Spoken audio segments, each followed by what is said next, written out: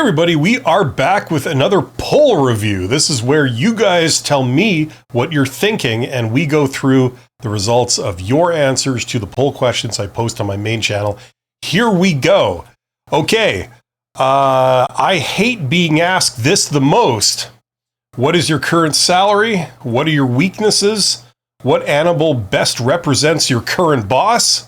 Or tell me about your sister. Very standard job interview questions there. The winner, of course, was what are your weaknesses, which was kind of surprising. I would have thought that people might have hated some of these things here, especially tell me about your sister. I would have thought that would have been highly offensive, but apparently I'm wrong. People hate being asked what are your weaknesses, which is an actual serious question. So that was kind of surprising, actually. I was not expecting these results because that was the big winner. Okay, this is a stupid question. Why do you want to work here? What are your salary expectations? Where do you see yourself in 5 years? And tell me about yourself. Now, these are 4 serious questions. Apparently, the big winner here was, why do you want to work here? Which kind of shows me that most people misunderstand this question. What people seem to think when they're just starting out is this means, why do you want to work here? Like, and the answer being, well, because I need a job. What they're actually asking is, why do you want to work here as opposed to somewhere else? And that is a legitimate question. They want to know if you're particularly suited to this job or not, and that's a big thing that they take into account when they decide who they're going to put in the role. So it's not really a stupid question if you understand what they're really asking here. These are all standard job interview questions. Where do you see yourself in 5 years? Once again, the reason why I think people might think this is a dumb question is because they misunderstand it. I perfectly understand because of some of the way these questions are phrased. You can forgive people for thinking that they're stupid because they're phrased in a very stupid way. This sounds like it's asking you for a blind prediction where you're going to be in 5 years. It isn't. It's this is a question they use to ascertain whether you're a fit. You like my hand gestures? Where you're a fit for the role.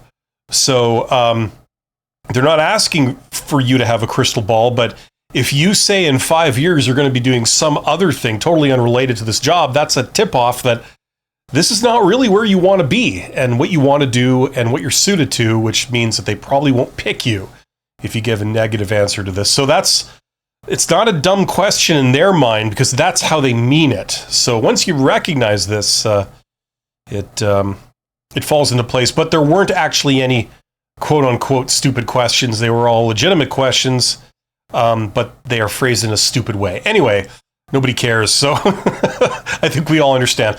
Okay, 80% of people are hired by job applications or networking, and the answer, of course, is networking. Yes, they are. Some people do not realize this. I get a lot of flack on my channel for talking about that, but most people seem to realize this, which is great.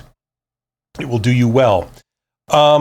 Job interviews are all about passion, personality, and ambitions, or education, experience, and skills, or charisma, spin, and social interaction, or verbal abuse, martial arts moves, and intimidation.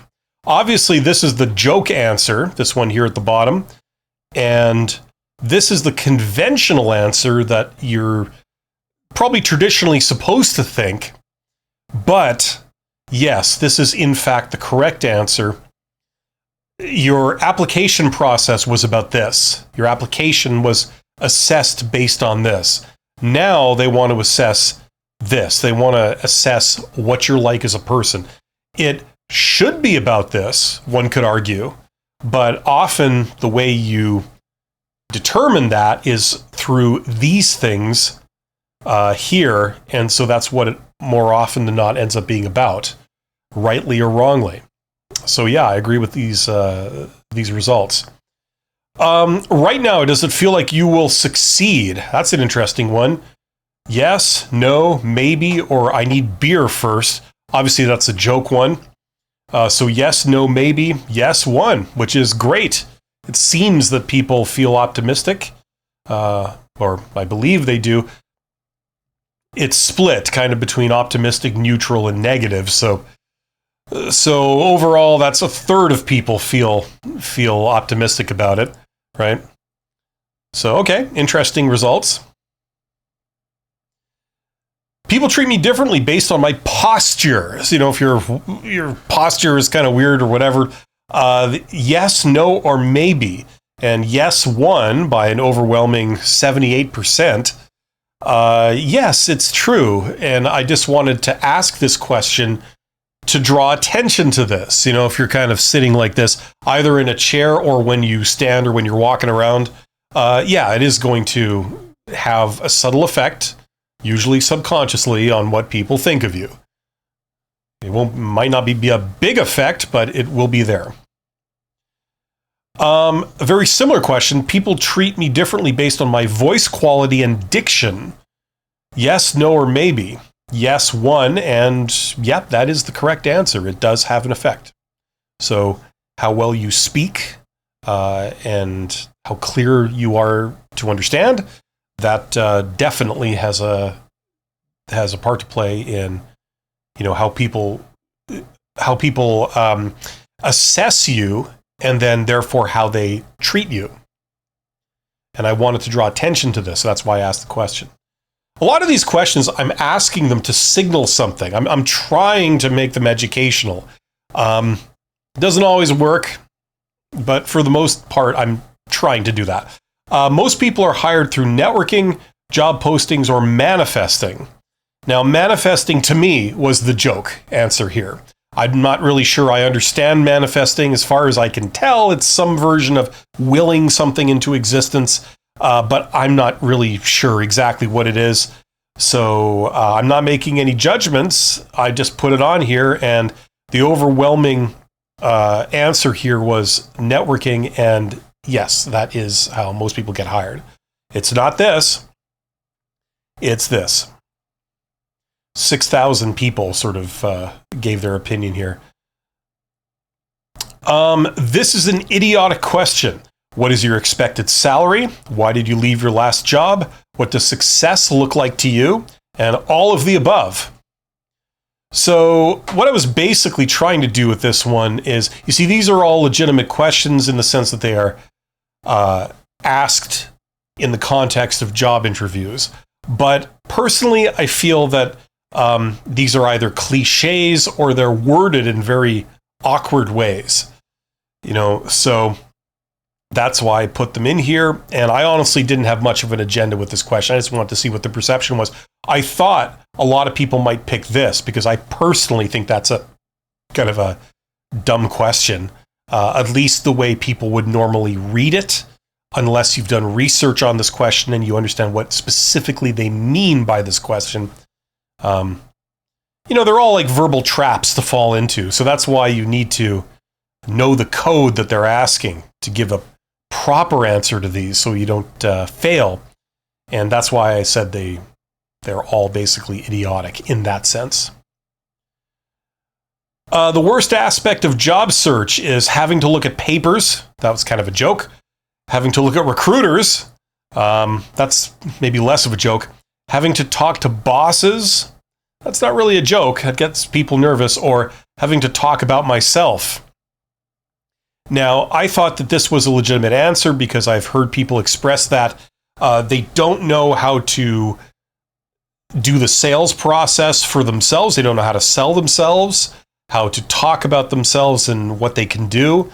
And because they lack that, that frame of reference for how to do this, it feels extremely awkward. They don't know what to say or how far to go. It feels like bragging, but they don't know if bragging is okay. So they kind of do it, but then they feel bad about it.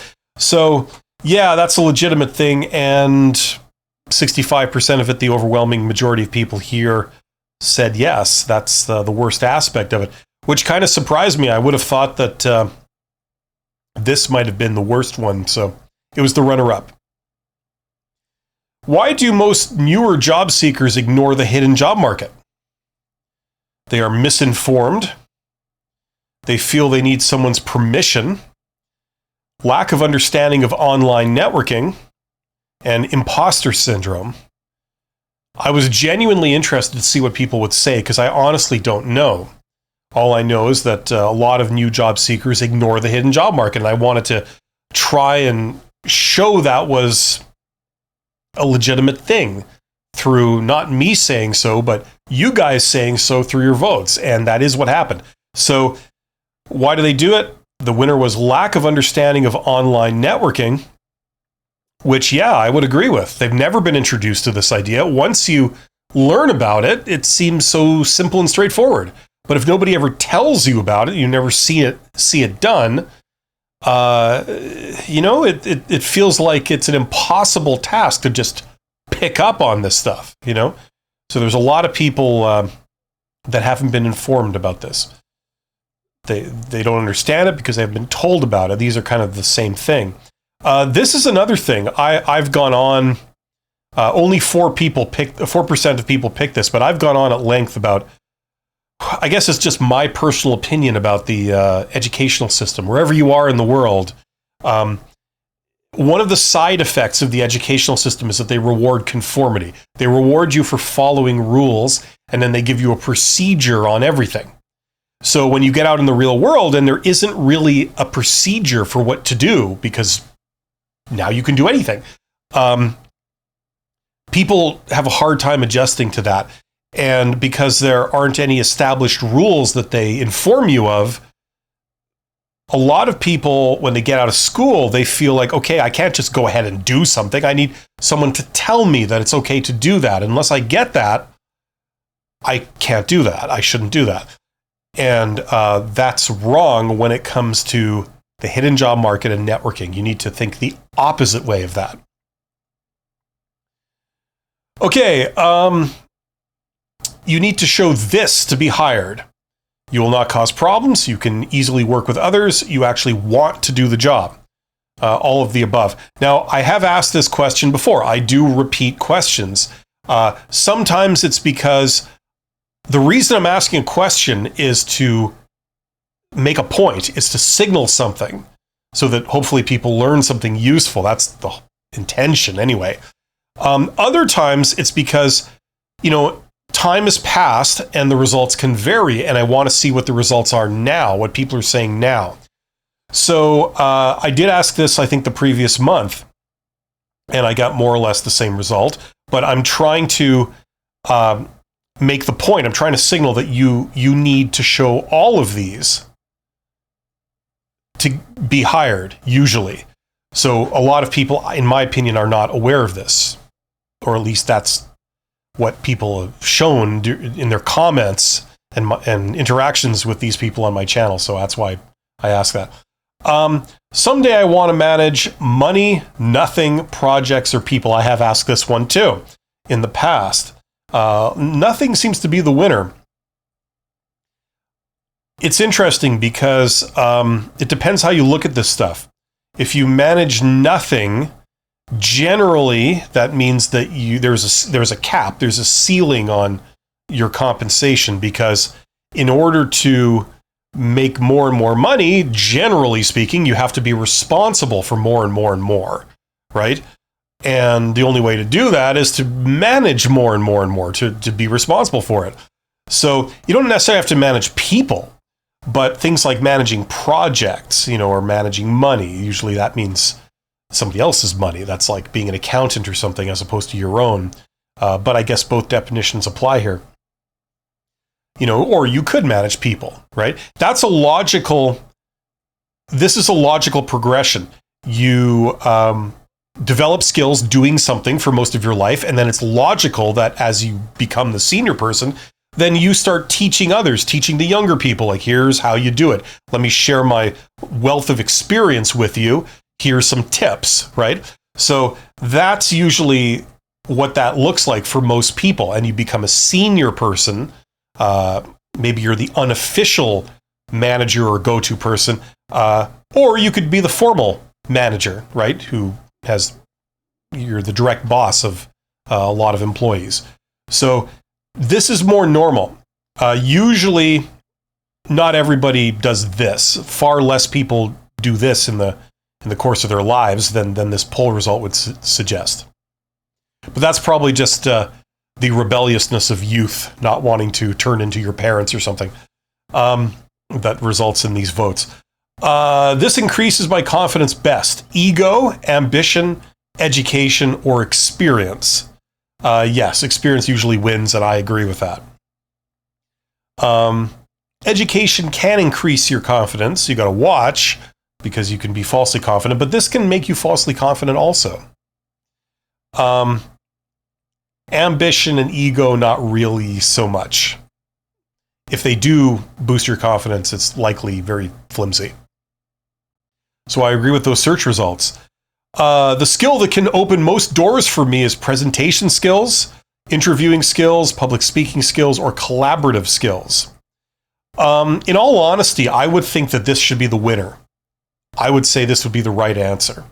It's not that these other ones are useless and they don't have this effect, but I think this one is the more direct thing that results in success. Because if you can talk to people one-on-one and you're good at that, you can have a conversation with people. And that's what I mean by interviewing skills. You're talking to somebody usually one-on-one. It's a sit-down meeting. If you can do that very effectively, then that's where the networking skills come in. Networking gets you to connect with people, but what do you do when you connect with somebody? You talk to them one-on-one usually, in some way, shape, or form. So this would be the right answer in my opinion. But we got this instead. So interesting perception that people have. The longest you've been between jobs is more than 2 years, 9 months to 2 years, 3 to 9 months, and less than 3 months. So it's kind of going in descending order here. So in all honesty, I try and pick these categories so it's roughly equal, And here I didn't quite succeed. This one got more people. But then again, it's the first option. So, but it makes sense that people would be coming to my channel if they were unemployed for a long time. So I guess I'm trying to rationalize this, but let me know what you think. Okay, your most recent or current job has lasted more than 5 years, 2 to 5 years, 1 to 2 years, or less than 1 year. I have asked this before, but these categories change. Once again, I'm trying to equalize them. I failed in this one account because 1 to 2 years is lower than the others.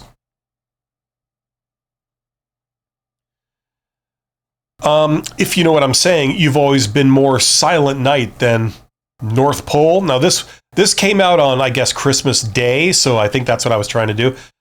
You've always been more Silent Night than North Pole, more Silent Night than Ho Ho Ho, more Silent Night than Christmas Log, or more Silent Night than What Up Yo. So obviously this is a joke answer. None of these are joke answers.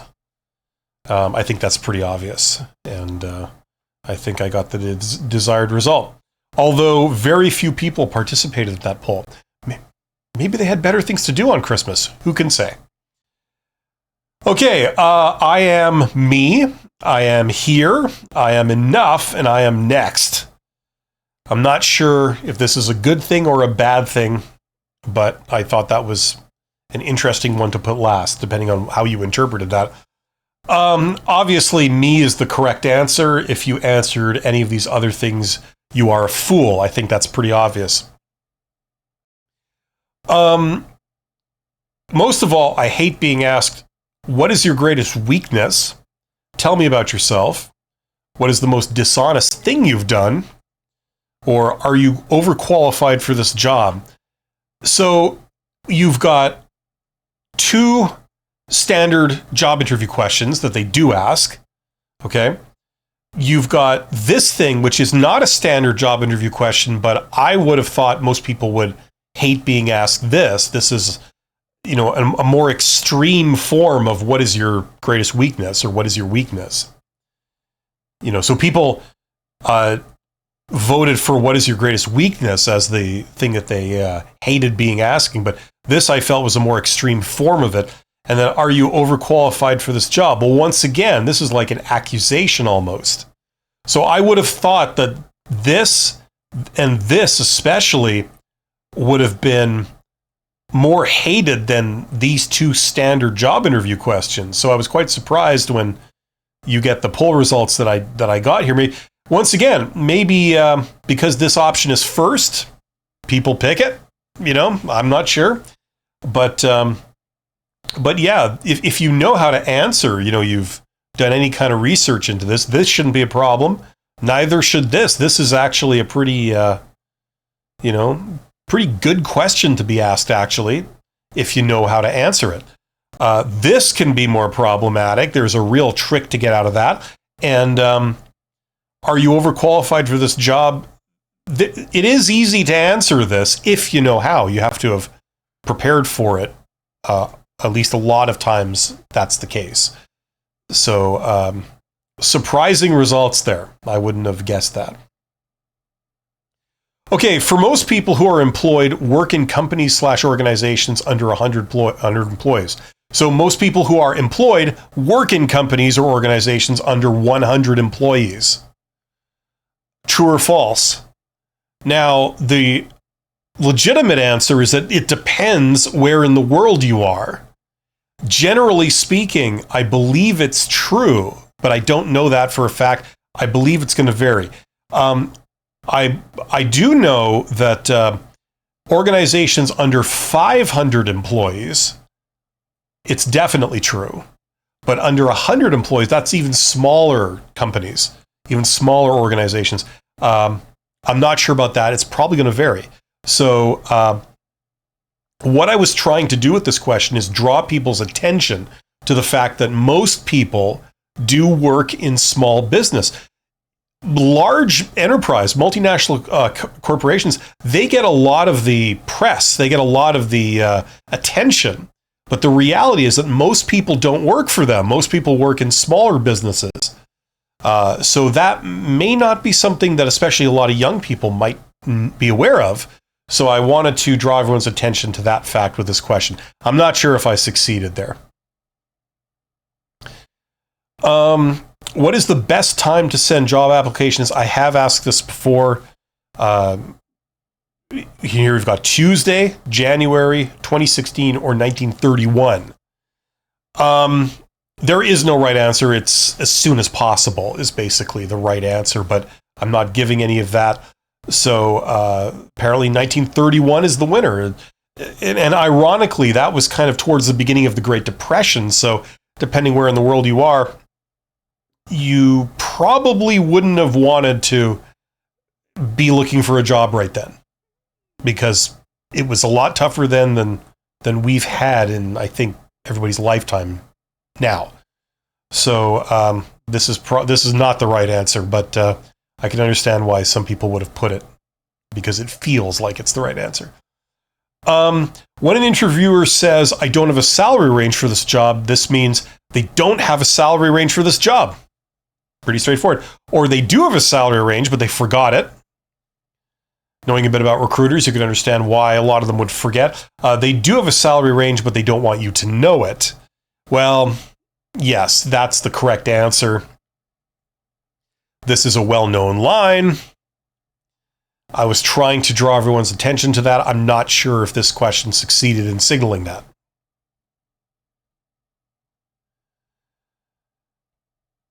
Without a doubt, and this was like back at the turn of the new year. So without a doubt, 2025 has been rancorous, obfuscatory, bacchanalian, or munificent.